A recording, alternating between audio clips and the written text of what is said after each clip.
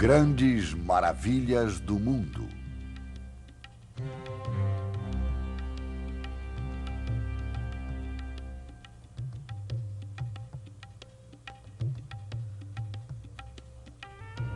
Maravilhas sagradas e misteriosas.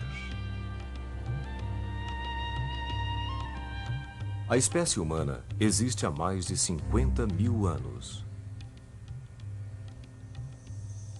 Em comparação, a presença da raça humana na história, desde as antigas cidades da Mesopotâmia até a nossa presente era da computação, é breve. Meros 7.000 anos.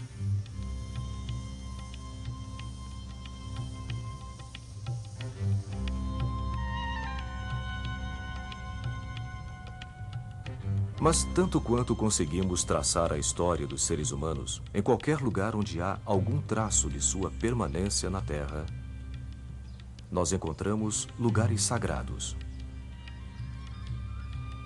túmulos e templos, símbolos e santuários. Todos eles uma evidência de que a humanidade tem sempre procurado um significado além do domínio dos sentidos, além da luta diária pela sobrevivência.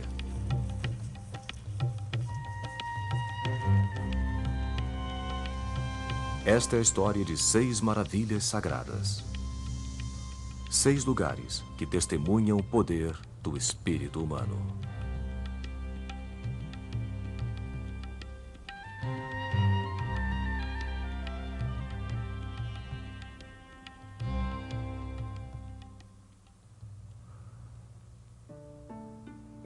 Stonehenge.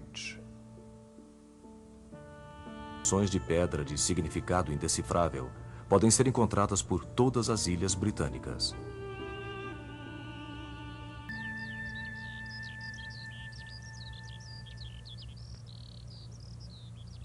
Foi apenas no século XVII que as lendas deram lugar a investigações sérias. Vários estudiosos foram designados para estudar este megalito. Várias conclusões surgiram.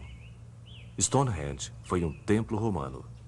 Stonehenge foi um local para coroações construído por invasores dinamarqueses.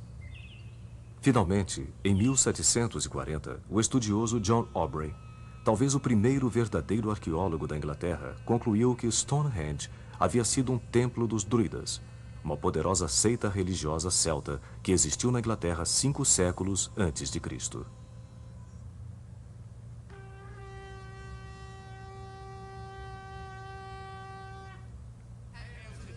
Embora descobertas arqueológicas posteriores tenham contrariado a teoria de Aubrey, os druidas dos dias de hoje ainda reclamam a posse espiritual de Stonehenge.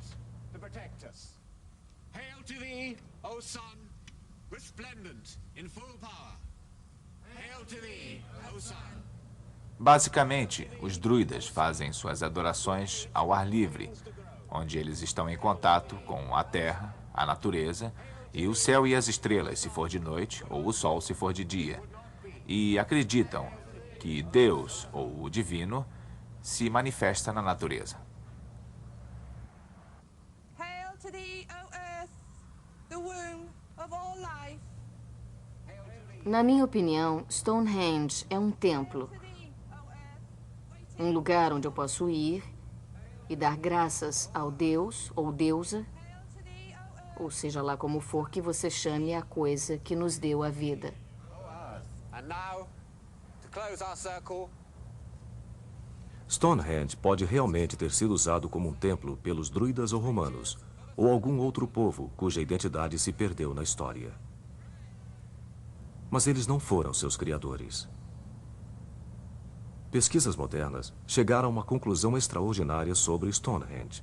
Ele é anterior a estas culturas. Nós sabemos que Stonehenge foi construído em etapas, talvez tão cedo quanto 3.500 anos antes de Cristo, e terminando em algum ponto ao redor de 1100 antes de Cristo. Seus construtores viveram em uma sociedade agrária e estavam assim à mercê das forças da natureza. O sol, a chuva e as mudanças de estação provavelmente ditaram o ritmo de suas vidas. Não há evidências de uma civilização avançada ou mesmo de um governo ou autoridade centralizada. Em vez disso, Stonehenge parece ter sido um memorável projeto cooperativo, um esforço de comunidades primitivas da Idade da Pedra e da Idade do Bronze, que perpetuou-se não só por gerações, mas por milhares de anos. Quais conhecimentos, crenças ou medos levaram estes povos pré-históricos a unir seus recursos para construir um monumento como este? O megalito foi construído antes da invenção de mecanismos como a roldana ou mesmo a roda.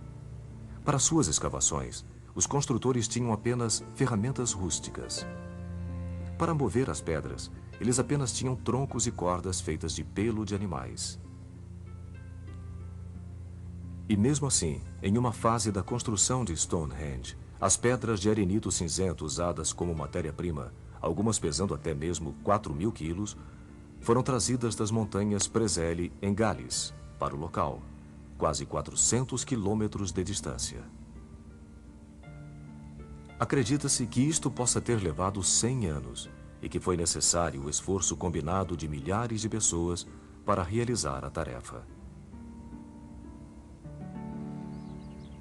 Stonehenge foi um feito quase inacreditável da engenharia pré-histórica. Na etapa final da construção de Stonehenge, blocos maciços de arenito chamados sarsens foram selecionados de um local a aproximadamente 32 quilômetros ao norte. Alguns dos sarsens pesavam até 44.000 quilos. Uma vez no local, os sarsens eram modelados e aplainados com o auxílio de martelos de pedra. Cavas ou entalhes foram escavados no topo dos pilares, para encaixar nos entalhes esculpidos nas vergas as pedras horizontais. Estas formavam uma tampa ou anel contínuo em cima dos pilares verticais. Depois que as pedras eram propriamente moldadas e ajustadas, fundações eram cavadas para cada pilar. O pilar era então rolado para a posição sobre a fundação e nivelado no lugar. Então, apoiado por suportes de madeira, o pilar era elevado alguns centímetros de cada vez. Quando ele estava no alinhamento vertical desejado, a base era preenchida com pedras e argila. Então, os apoios horizontais eram elevados centímetro a centímetro, usando alavancas e maciços andaimes de madeira. Depois de o círculo externo de pedras ter sido erigido, trílitos gigantescos eram construídos usando o maior sarsen. Trílitos são 2 pilares verticais tampados com uma viga. 5 trílitos foram dispostos como uma ferradura dentro do círculo.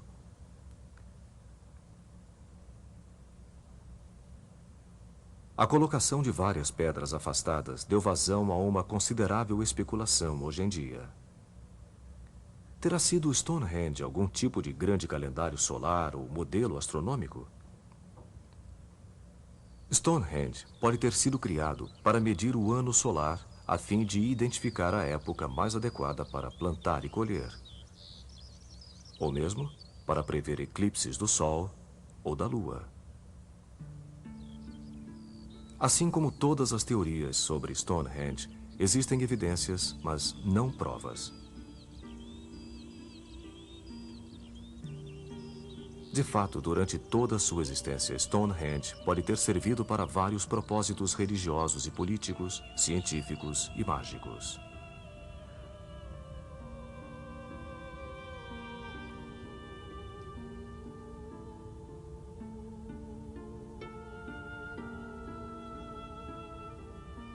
Mas a beleza e o poder de Stonehenge estão em seus mistérios.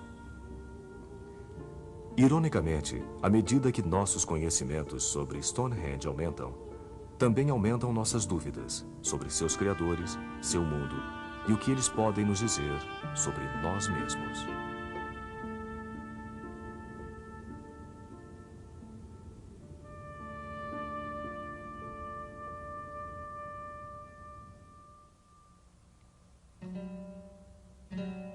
Pirâmides.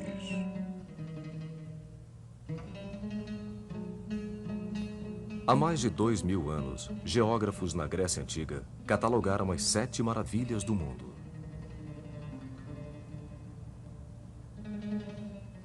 Todas estas maravilhas antigas já desapareceram da face da Terra há muito tempo, exceto uma, a mais antiga.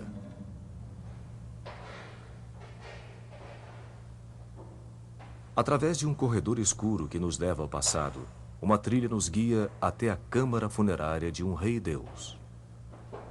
Cercado por 2 milhões de blocos de granito e calcário, alguns pesando até mesmo 7 toneladas, a câmara foi criada com o intuito de ser o invulnerável local de descanso do faraó Quéops, senhor do Alto e do Baixo Egito, e a encarnação dos deuses Horus e Osíris.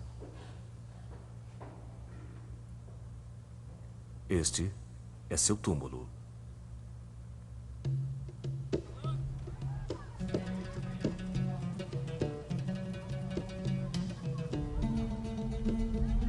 Em uma planície desértica a 40 quilômetros a oeste do Cairo, localizam-se os maiores túmulos jamais construídos. Os locais do descanso final de Quéops, Quefren e Miquerinos, pai, avô e neto.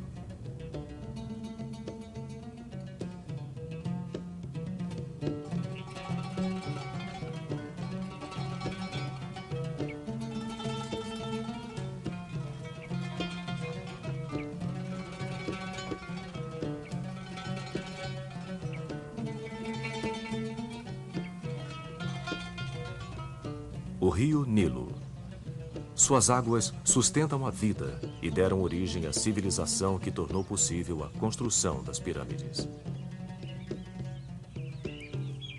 Antes mesmo que se começasse a registrar a história, em um deserto árido e estéril, povos nômades cultivavam a terra nas margens do rio.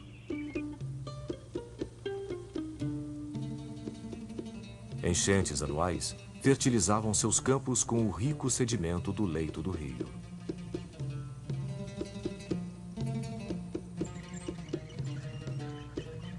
Posteriormente, elaborados sistemas de irrigação foram construídos para trazer água para campos afastados do rio.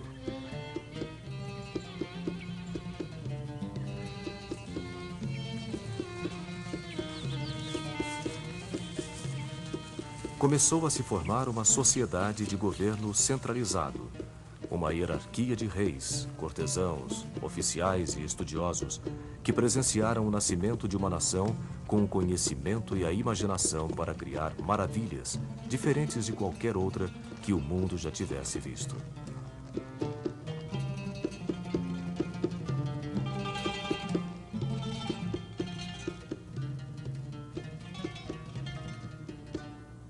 As pirâmides marcam o início dos primeiros registros da história. Por volta da época em que elas foram construídas, aproximadamente entre 2700 e 2550 a.C., deu-se início aos primeiros registros da civilização, imagens da vida e crenças de um povo antigo.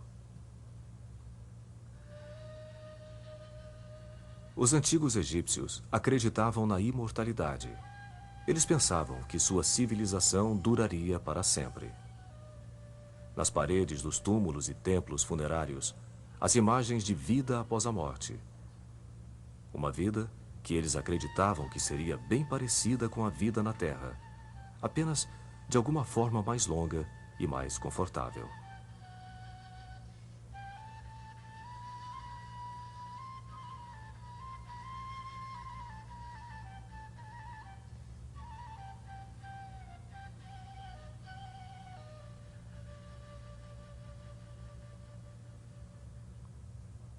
No Egito Antigo, o faraó ou rei era visto como filho de Deus e, como tal, recebia o Ka, mostrado neste hieróglifo de mãos estendidas. Ka era a alma ou força da vida que passava dos deuses para o seu povo através do faraó. Assim, o faraó era venerado tanto em vida quanto em morte, como a fonte da imortalidade. Quando o faraó morria, Acreditava-se que ele se transformasse em um deus com poderes especiais para influenciar o destino dos vivos. As pirâmides foram construídas para preservar o corpo do faraó, que era mumificado para durar por toda a eternidade e para preservar seu Ka.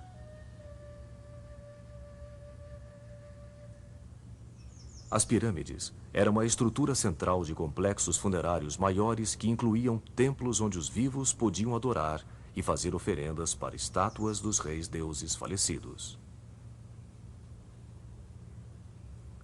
A mais famosa e mais misteriosa destas estátuas é a Esfinge. Com a cabeça de rei e o corpo de leão, seu significado tem fascinado e intrigado estudiosos por milhares de anos. Esculpida em um único bloco de pedra, a criatura observa enigmática, como que guardando os segredos do antigo deserto.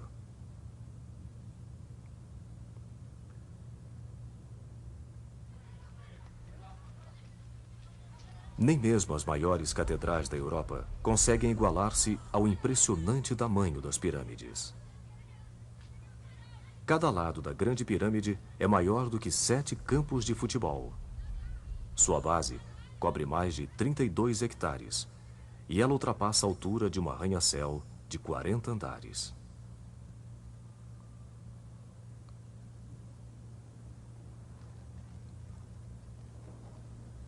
Muitos acreditam que as pirâmides não poderiam ser obras de meros mortais equipados apenas com ferramentas rústicas.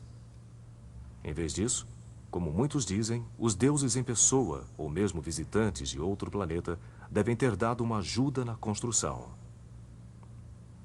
Apenas a época moderna foi capaz de produzir uma explicação plausível para como este extraordinário feito de engenharia e construção foi alcançado.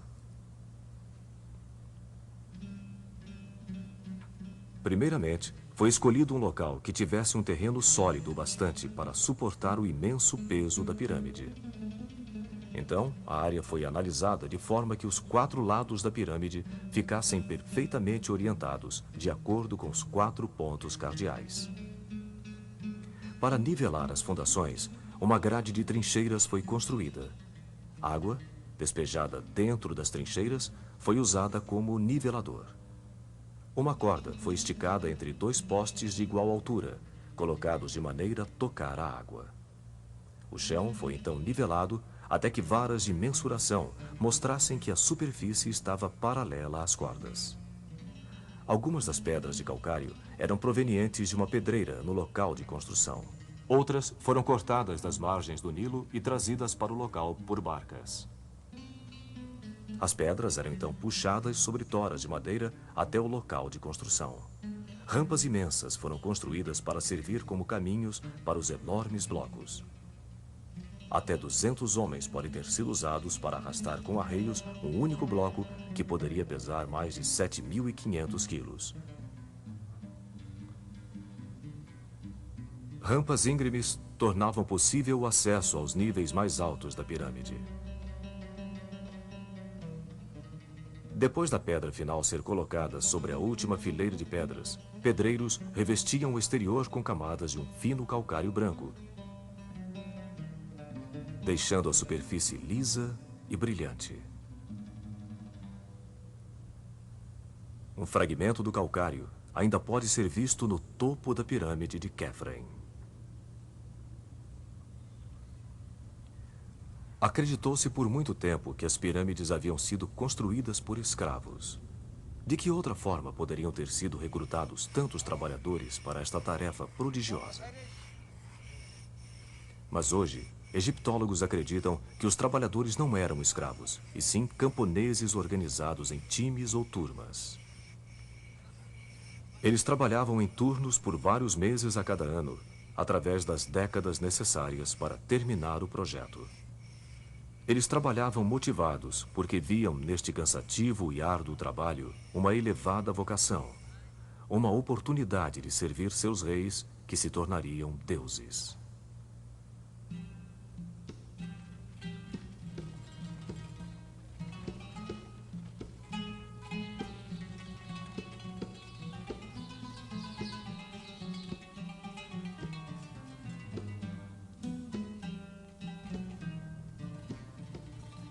Mais de 80 pirâmides ainda existem no Egito. Todas elas foram construídas em menos de 2 séculos. E então, de repente, as construções misteriosamente cessaram. Ironicamente, as pirâmides falharam na sua principal função de proteger os faraós enterrados dentro delas. Há muitos anos, ladrões invadiram a aparentemente inexpugnável pedra e esvaziaram as câmaras sagradas dos seus tesouros e sarcófagos. Mesmo assim, sacerdotes seguidores de Quéops ainda realizavam seus cultos nas ruínas do seu templo 2000 anos depois do faraó ter sido enterrado dentro da sua impressionante tumba. Desta forma, a antiga religião do Egito persistiu por pelo menos o mesmo tempo de existência do cristianismo.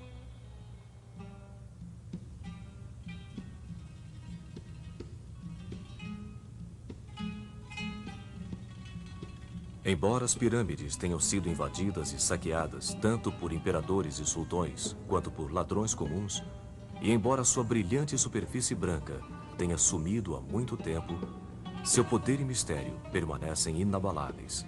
A primeira e última grande maravilha do mundo antigo.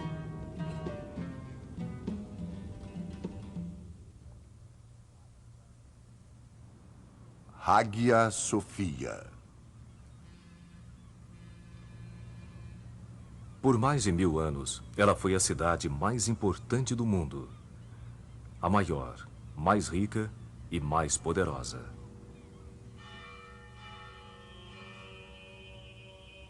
Por mais de 1000 anos, ela foi o coração do cristianismo. O centro de um império que se estendeu sobre o Oriente Médio, o norte da África e grande parte da Europa. E quando esta capital do cristianismo foi conquistada, ela tornou-se o centro de outro império, que iria durar por outros 500 anos.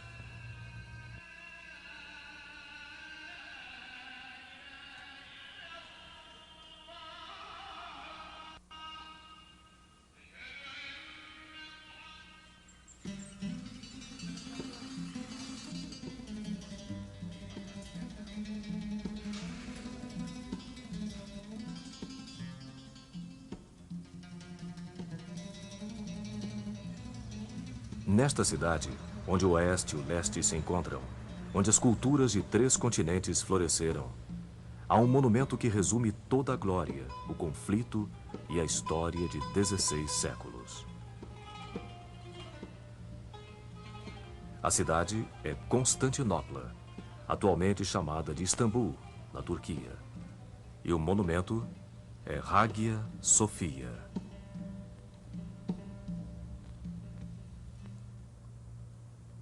Constantinopla foi fundada no ano 660 a.C., como uma colônia grega chamada Bizâncio. Em 330 d.C., o imperador Constantino renomeou a cidade para Constantinopla e a estabeleceu como a nova capital do Império Romano. Constantino, o primeiro imperador romano a abraçar o cristianismo, decretou que sua nova fé seria a religião oficial do Estado.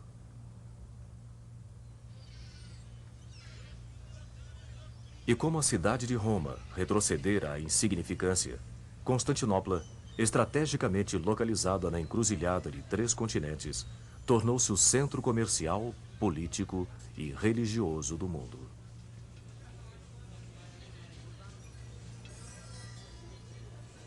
Deste centro, o imperador Justiniano, neto de Constantino, procurou reaver a antiga glória do Império Romano.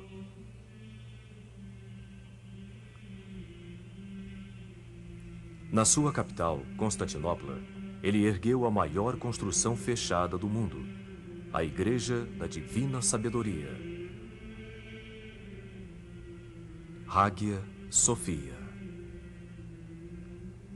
Ela foi construída na intenção de servir tanto como igreja, quanto como um símbolo do poder imperial. Justiniano via-se como o vice-regente de Deus, com o mandato divino para propagar a verdadeira fé do cristianismo. Hagia Sophia deveria ser a personificação do paraíso na Terra.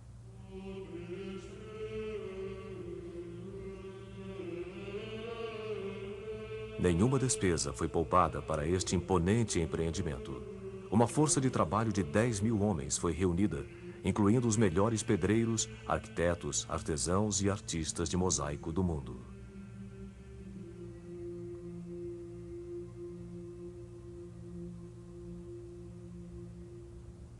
Uma gigantesca cúpula foi concebida, a maior do seu tipo jamais construída. Esta dramática realização arquitetônica não seria ultrapassada até a construção da cúpula de Michelangelo na Basílica de São Pedro, em Roma, mais de 1000 anos depois.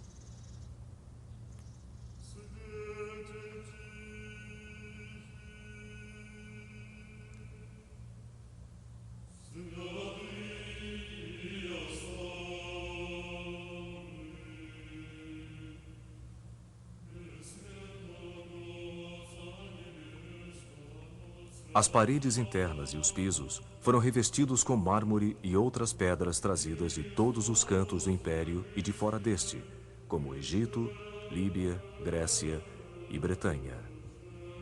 Como diz o historiador Procópio, aquele que entrar em Hagia Sophia imaginará que entrou em uma campina cheia de flores em pleno desabrochar.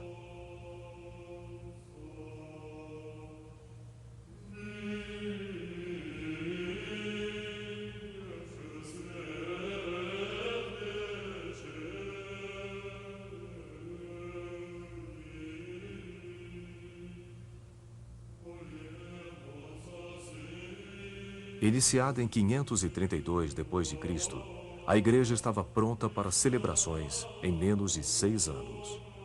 Ao entrar em sua obra-prima, Justiniano levantou as mãos para o céu e gritou: "Glória seja dada a Deus por ter me julgado merecedor de terminar este trabalho.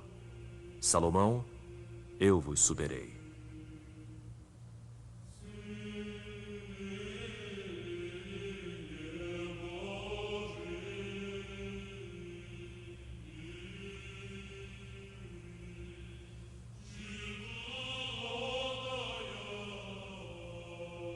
O interior da grande igreja era repleto de luz. Mosaicos dourados cobriam o teto, abóbadas e arcos.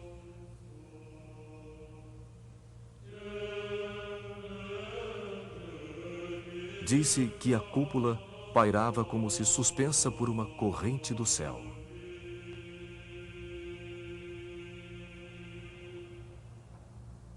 Hagia Sophia foi a obra que coroou o ambicioso plano de Justiniano para Constantinopla. Mas ela foi apenas um dos seus muitos feitos de engenharia. Outro deles foi o monumental muro que cercava a cidade. Uma estrutura tão imponente e tão solidamente fortificada que esperava-se que durasse por toda a eternidade. De fato, o povo da cidade acreditava que se algum inimigo não cristão conseguisse um dia abrir uma brecha no muro, isto sinalizaria o Apocalipse, o fim do mundo.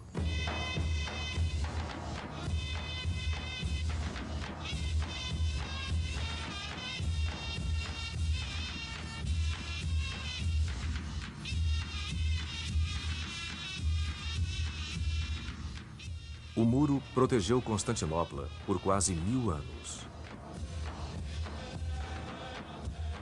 Então, em 1453, milhares de guerreiros muçulmanos, liderados pelo sultão Mohammed II, tomaram de assalto a cidade, pilhando e saqueando o coração do Império Cristão. Um mundo chegou ao fim, e outro nasceu.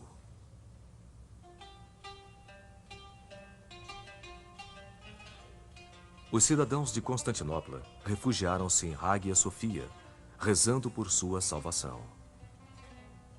Quando o sultão alcançou a magnífica igreja, ele decretou que aqueles dentro dela teriam permissão para ir em paz e que a maior igreja do mundo cristão tornar-se-ia uma mesquita, Hagia Sophia, a única igreja na cidade a ser convertida a templo de adoração islâmica.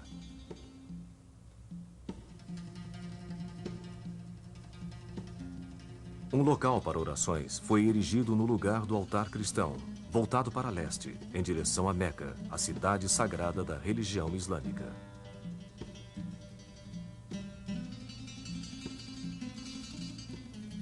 os ícones cristãos foram substituídos por símbolos e textos islâmicos. E devido ao fato de no islamismo toda e qualquer representação visual de seres vivos ser considerada uma blasfêmia, os impressionantes mosaicos de Hagia Sophia foram soterrados sob uma grossa cobertura de reboco.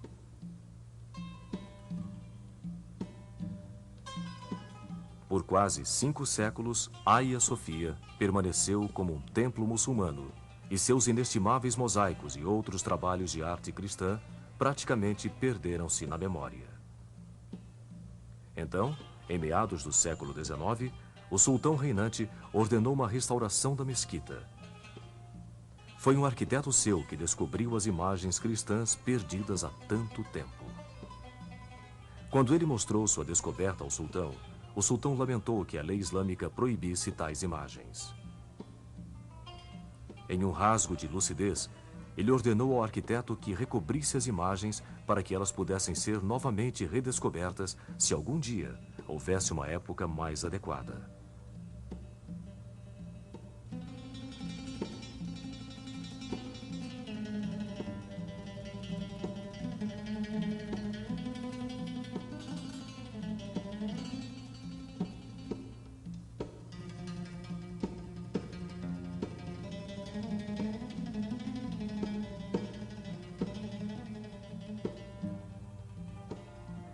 Realmente, esta época chegou. Em 1934, Kemal Atatürk, o pai da Turquia moderna, declarou que este local sagrado, que havia servido a 2 religiões, deveria ser preservado por todos os tempos como um museu.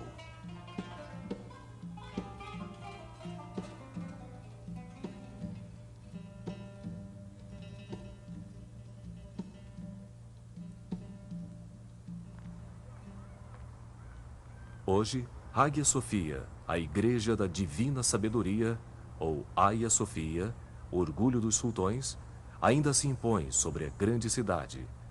Uma fantástica lembrança das glórias, não de um, mas de 2 grandes impérios, e da fé que inspirou cada um destes impérios.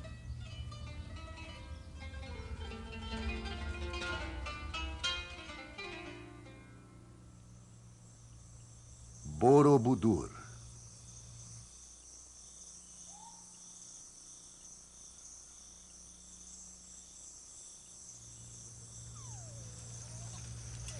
No coração da Indonésia, na ilha de Java, localiza-se uma das mais misteriosas maravilhas do mundo. Não é nem um monumento à glória de reis e nem um templo onde deuses eram adorados ou apaziguados. Não há altares nem santuários, mas há sabedoria e beleza, genialidade arquitetônica e amparo espiritual. Trata-se de Borobudur, um templo budista representando o caminho da iluminação, esculpido em uma montanha de pedra. Borobudur é, na verdade, um gigantesco livro esculpido em 3 dimensões. Um livro de figuras de pedra criado para pessoas que não sabiam ler. As esculturas, postadas em uma série de galerias ascendentes, formam o caminho para a sabedoria e a iluminação. E da mesma forma que os textos sagrados e outras fés, Borobudur contém muitos capítulos e histórias cheias de mistérios e significados, meditações e moral.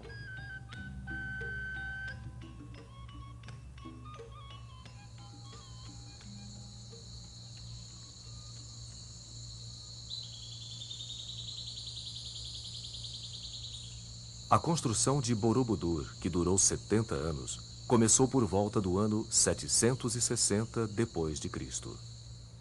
As mais de 1 milhão de pedras no monumento foram extraídas do leito dos rios Progo e Elo, ali perto.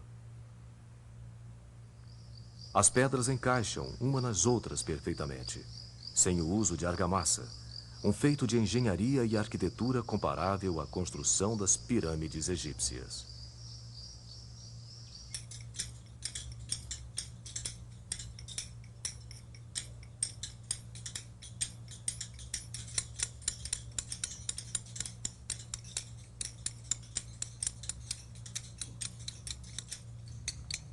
Habilidosos artesãos podem ter esculpido as pedras com ferramentas de ferro similares àquelas utilizadas até hoje.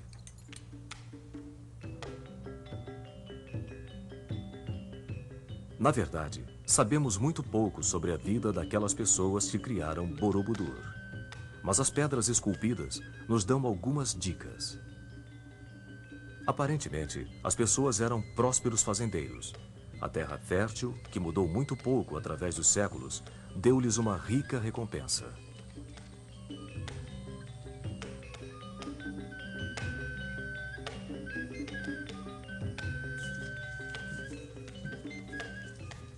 Menos de 200 anos após a construção estar terminada, a civilização que erigiu Borobudur desapareceu de repente.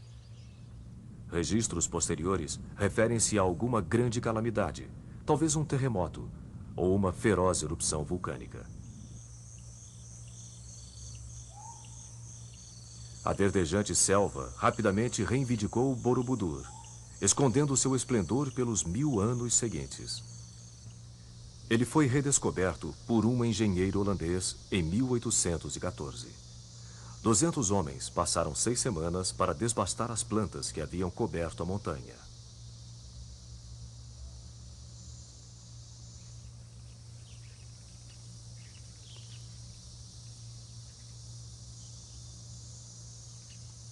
Quando foi reexposto aos elementos naturais, o santuário logo começou a se deteriorar. Muitas tentativas infrutíferas foram feitas para restaurá-lo e protegê-lo nos 150 anos seguintes.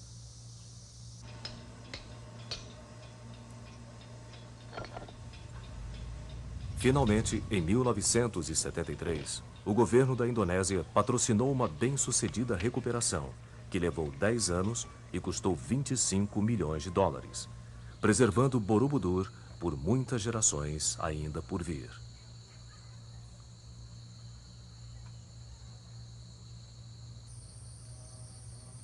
Hoje, Borobudur permanece como uma das mais importantes localidades budistas em toda a Ásia.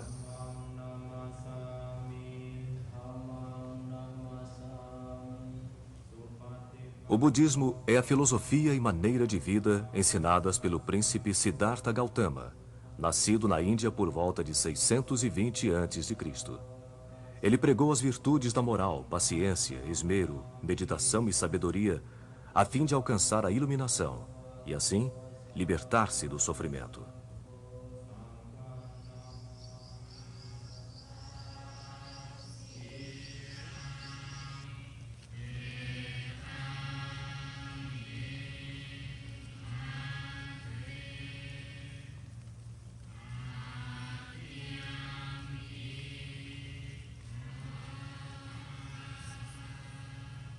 A cada ano, em junho, milhares de budistas vêm aqui de todas as partes de Java e ilhas vizinhas para celebrar o Vaisek, uma cerimônia que comemora o nascimento e a morte de Buda.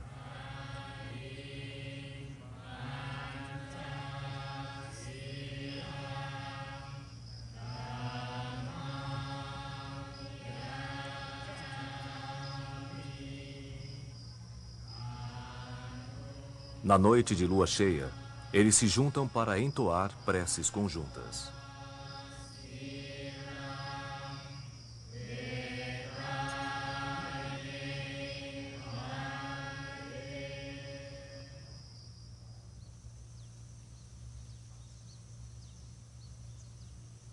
A arquitetura de Borobudur espelha o caminho budista para a sabedoria e a iluminação.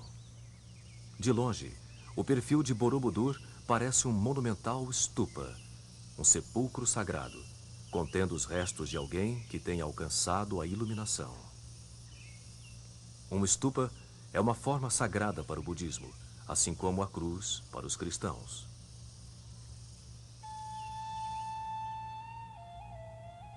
Visto de cima, Borobudur lembra antigos padrões sagrados denominados mandalas. Estas foram projetadas como objetos de meditação, instrumentos para alcançar a luz.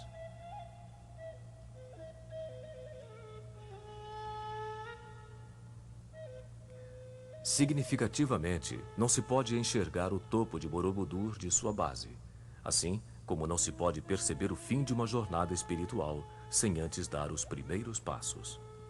Um peregrino vindo para Borobudur entra por sua porta a leste e começa a ler ou estudar as esculturas. Os corredores do monumento são o caminho para o entendimento. Cada parede é coberta de complexas figuras esculpidas, cada figura representando uma página no livro da sabedoria.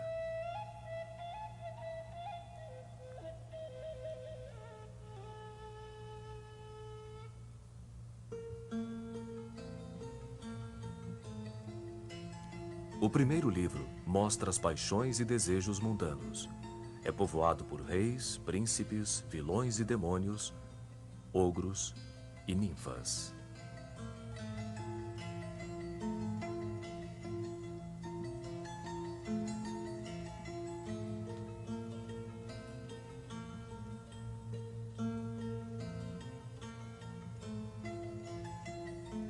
O segundo livro conta a história da vida de Buda. Cada capítulo da história de Buda tem uma moral. À medida que o peregrino anda por estes corredores, ele aprende a discernir entre bem e mal.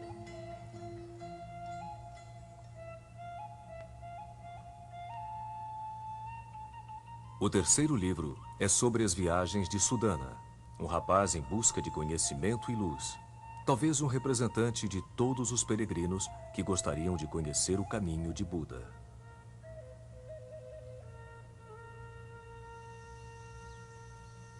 As imagens de Buda embutidas nas balaustradas são como os professores procurados por Sudana. Manso, contemplativo, com apenas sutis mudanças nos gestos das mãos para diferenciá-los, os Budas personificam o foco interiorizado e sutil do budismo.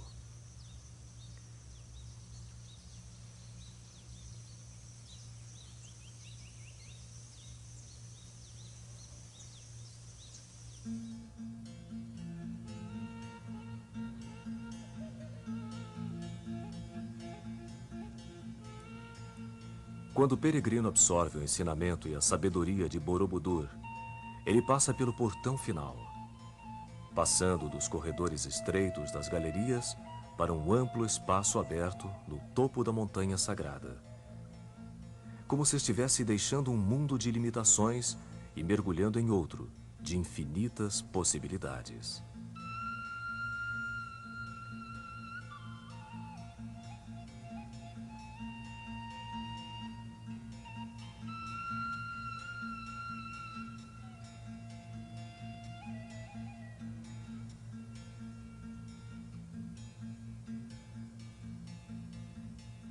Sutil, profundo e provocativo, tanto em seus múltiplos significados, quanto em sua simplicidade, Borobudur nos fala das silenciosas profundezas do tempo. Tanto para os devotos, quanto para os curiosos, este é inegavelmente um lugar espiritual, um local de sabedoria e mistério, onde se pode contemplar o universo que existe dentro de cada ser humano.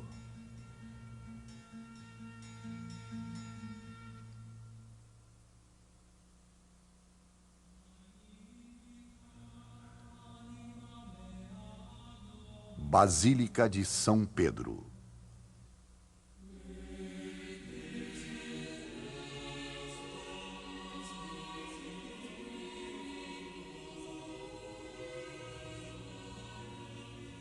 Tu és Pedro, e sobre esta pedra edificarei minha igreja, e te darei as chaves do reino dos céus. Esta igreja é a Igreja Católica, e este é um dos seus locais mais sagrados, a Basílica de São Pedro, em Roma. Construída sobre o túmulo de São Pedro, é a mais importante igreja do cristianismo.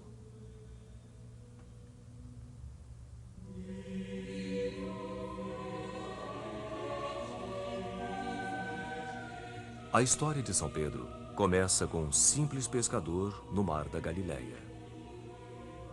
Chamado por Cristo para ser seu seguidor, o nome original de Pedro era Simão, mas Cristo o renomeou Petros, ou Pedro, que em grego significa pedra.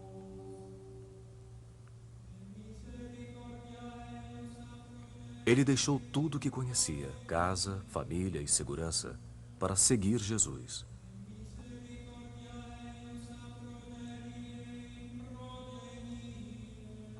E embora ele duvidasse de sua própria fé, embora ele falhasse para Jesus e mesmo negasse, Cristo o escolheu acima de todos como a pedra sobre a qual ele construiria sua igreja.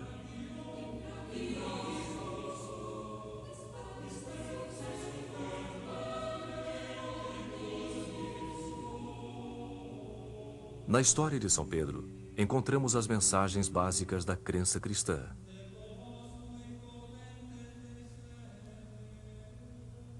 O poder da fé, o dom de perdoar e a promessa de vida eterna.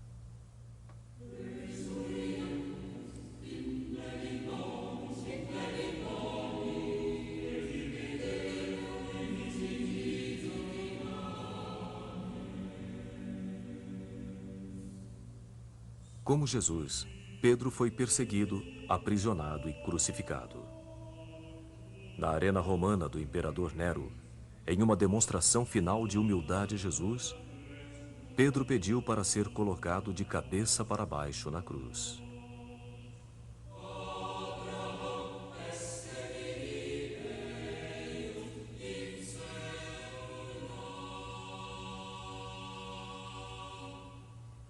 Diz a tradição que Pedro foi enterrado em um cemitério em uma colina próxima. Ali, seus seguidores levantaram uma pequena capela, onde durante 250 anos, os primeiros cristãos iam para prestar graças.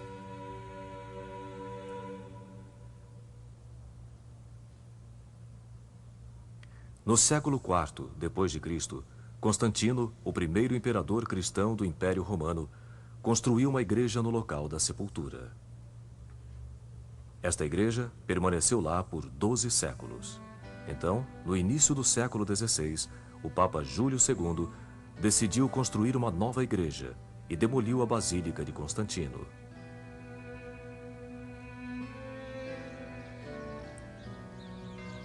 Mais de um século se passaria antes de esta enorme igreja estar completa. 18 papas reinaram durante o período de construção da Basílica. Muitos dos maiores artistas e arquitetos do Renascimento participaram neste impressionante empreendimento.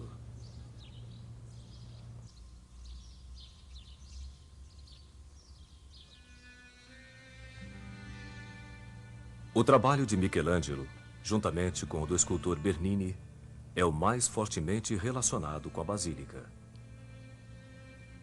Quando ele tinha apenas 25 anos, Michelangelo completou aquele que muitos consideram a obra-prima de toda a sua longa carreira, a magnífica Pietà, o único trabalho que Michelangelo assinou.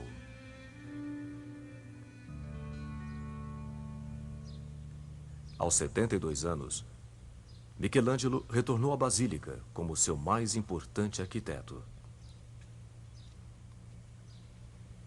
Sua obra-prima final seria a Grande Cúpula, um projeto em camada dupla que foi o mais audacioso do seu tipo jamais tentado.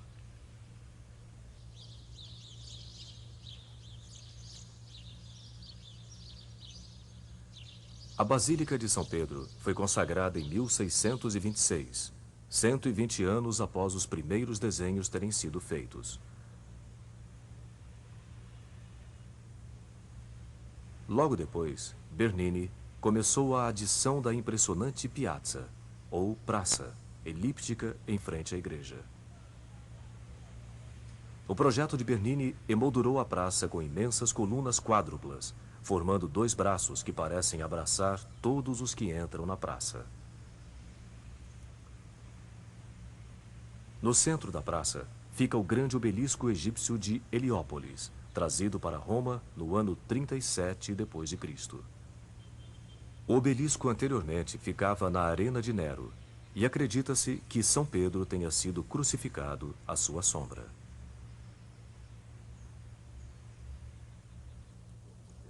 Entrar na Basílica de São Pedro é entrar em um dos lugares mais maravilhosos e inspiradores do mundo ocidental. A amplitude do seu espaço interno é de tirar o fôlego. A igreja é repleta de luz. Uma luz que brilha sobre uma magnífica coleção de estátuas, altares, afrescos e pinturas.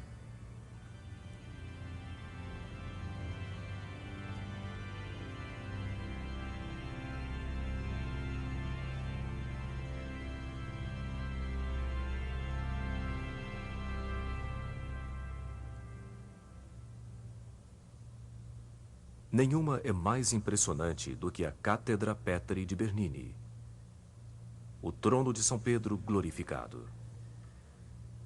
Localizado no fundo do altar-mor, a cátedra é na verdade um relicário, uma cobertura protetora de ouro e bronze. Dentro, há uma cadeira de madeira que acredita-se ter pertencido a São Pedro. Bernini incluiu a cadeira no novo trono, rodeada de nuvens, raios de luz e anjos esculpidos.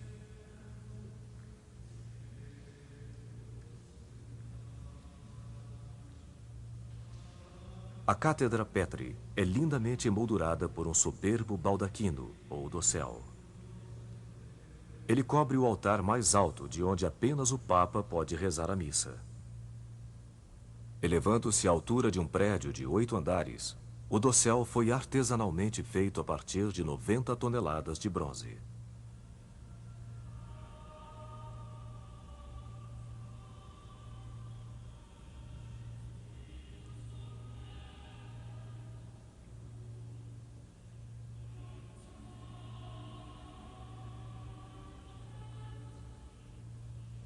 O dossel de Bernini fica diretamente abaixo da magnífica cúpula de Michelangelo.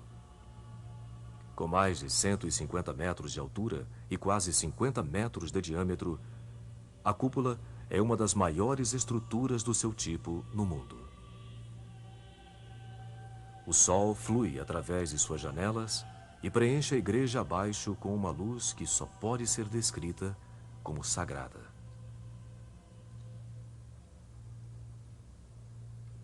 E diretamente abaixo do grande altar e da majestosa cúpula está um dos mais sagrados de todos os santuários cristãos. Ali, de acordo com a tradição, está o túmulo sagrado de São Pedro. In nomine Patris et Filii et Spiritus Sancti.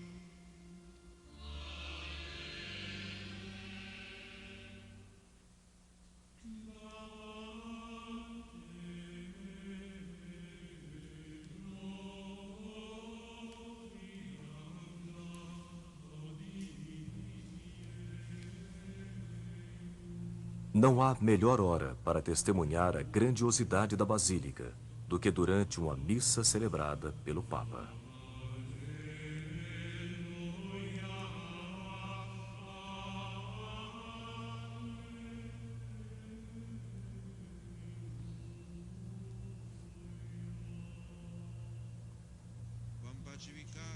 Cada Papa serve em uma linhagem de papas que pode ser traçada até o próprio São Pedro.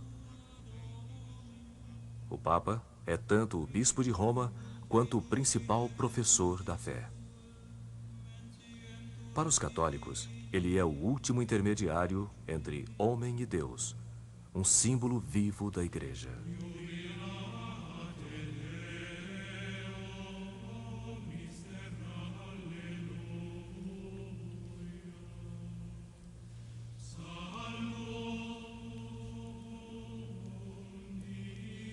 Para 1/5 da população mundial, a Basílica de São Pedro é muito mais do que uma construção, por mais magnífica que ela seja. Ela toca o coração espiritual do catolicismo. Um monumento a um simples pescador, cuja extraordinária fé transformou o mundo. Ele era Simão Pedro, e por quase 2000 anos seus seguidores vieram venerá-lo sobre esta pedra.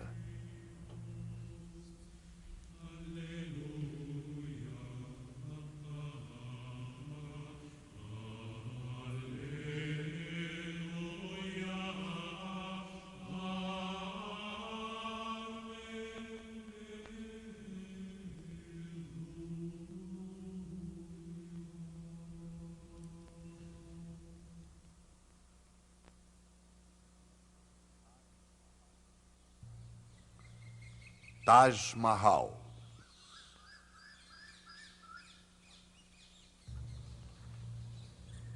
Às margens do rio Yamuna, na Índia setentrional, localiza-se outra maravilha. Para o poeta Rabindranath Tagore, esta maravilha apareceu como uma visão divina.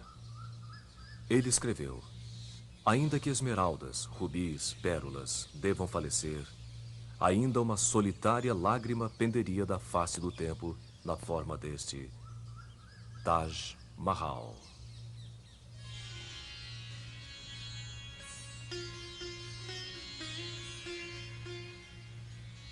Não é uma igreja ou um palácio, e sim um testamento do amor de um homem por uma mulher.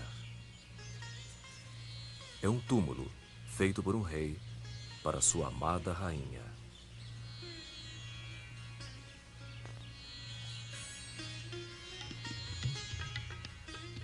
O rei foi Shah Jahan, o quinto em uma linhagem de 6 grandes imperadores mongóis que reinaram sobre grande parte do subcontinente hindu por mais de 3 séculos.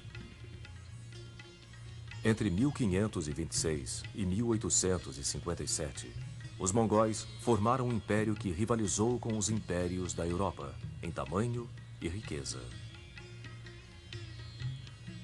Shah Jahan ascendeu ao trono em 1628, tendo executado 5 rivais para assegurar sua sucessão. Embora a luta pelo poder tenha sido bruta, Shah Jahan era um homem culto que apreciava a arte e a arquitetura.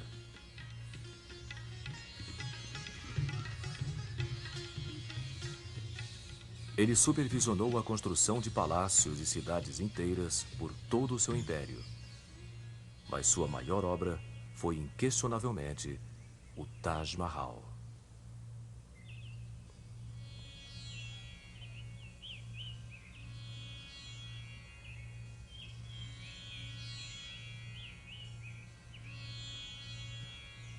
Shah Jahan reinou do Forte Vermelho em Agra, a apenas alguns quilômetros do local onde ele iria posteriormente criar sua obra-prima.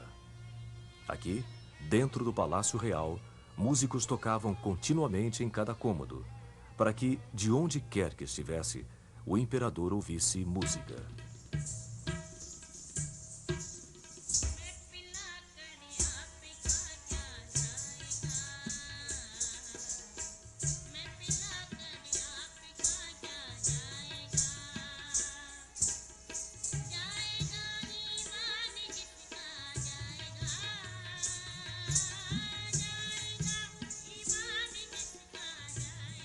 No harém real, havia 1000 escravos e concubinas em generoso esplendor. Shah Jahan desposou 3 mulheres, mas ele era mais devotado a Arjuman Banu, a quem ele deu o título de Mumtaz Mahal, primeira escolhida do palácio. A lenda diz que o casal conheceu-se por acaso no dia do contrário, um dia quando as damas do castelo tinham a permissão para tirar seus véus e negociar no bazar real. Embora tenha sido amor à primeira vista, os dois ficaram proibidos de casar ou até mesmo de se verem por 5 anos, porque os astrólogos estavam esperando pelo dia mais propício para o casamento. Sabe-se muito pouco sobre Mumtaz Mahal, mas disse sobre ela que era muito generosa para com os pobres e que era também a conselheira de confiança do seu marido. O casal real era tão devotado um ao outro que Mumtaz geralmente acompanhava seu marido quando ele ia para a guerra. Foi durante uma dessas campanhas militares que Mumtaz morreu, depois de dar à luz ao 14º filho deles em 19 anos juntos.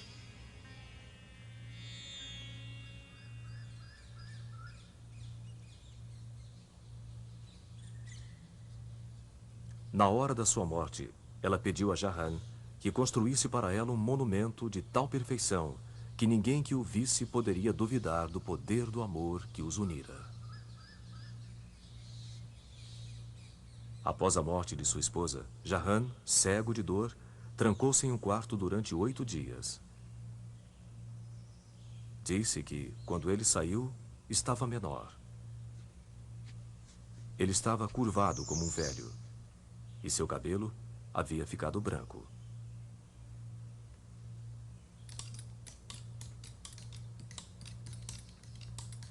Shah Jahan gastou 22 anos atendendo ao último pedido de sua esposa. 20.000 homens trabalharam dia e noite para completar o Taj. Operários e artesãos foram chamados de todo o império e também de outros impérios. Seus descendentes ainda praticam sua arte nas ruas de Agra.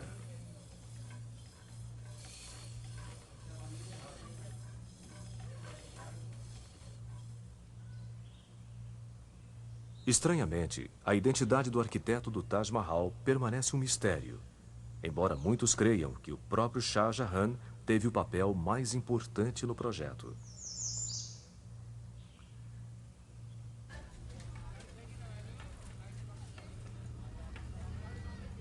Para chegar ao Taj Mahal, passa-se pelas ruas escuras e empoeiradas de Agra.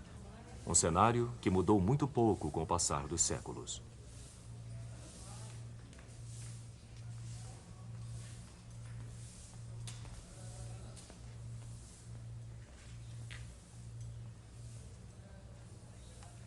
Mas depois de transpassar os portões do Taj, o visitante encontra um mundo à parte.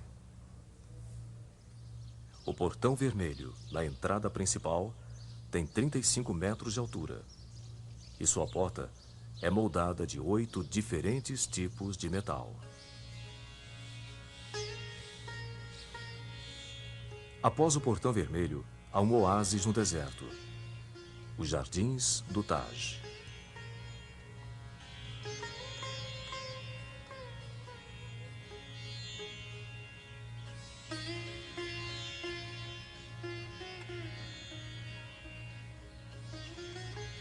O tema do jardim é repetido no majestoso arco principal do Taj.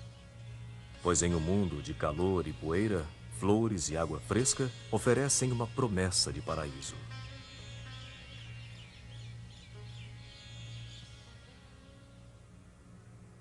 No Taj, Mumtaz Mahal está enterrado em uma cripta dentro de uma tumba de mármore.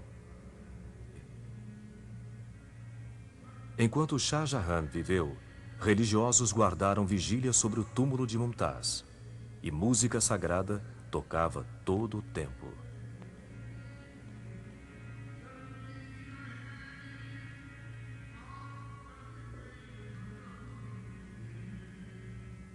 Quando Shah Jahan morreu em 1666, foi colocado para descansar eternamente ao lado da sua esposa amada. Mumtaz Mahal teve seu último desejo atendido. Poucos daqueles que encaram este esplendor poderiam duvidar do amor de Shah Jahan por sua esposa, pois ele criou um monumento a este amor, que foi chamado de a mais linda construção do mundo.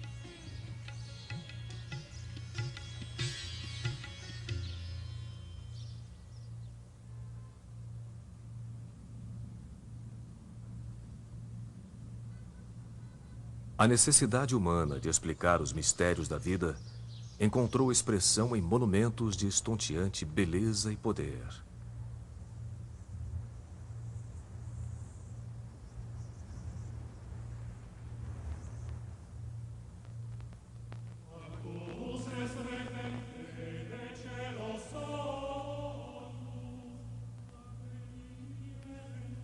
Juntos, estes lugares sagrados formam um retrato da humanidade através dos tempos.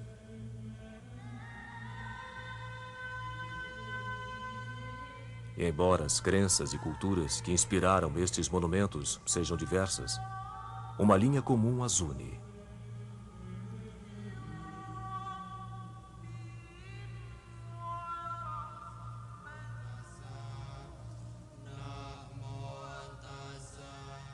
Cada monumento reflete a fé na capacidade humana de alcançar além deste plano mortal, de tocar o infinito e de expressar aquilo que é divino dentro de toda a experiência humana.